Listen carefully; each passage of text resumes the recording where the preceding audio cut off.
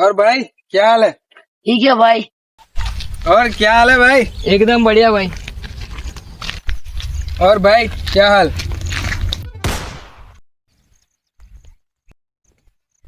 हाल पूछा है तो सुन भी लो।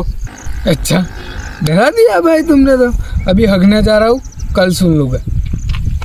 कल का हाल कल सुनाऊंगा, आज का तो सुन लो। अरे बढ़िया ही होगा यार, सबका बढ़िया होता है।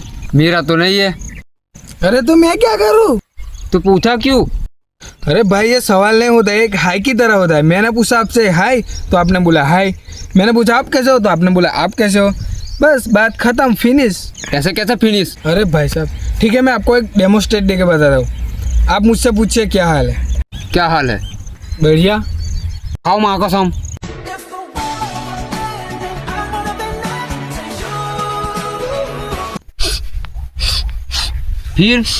फिर क्या हुआ था?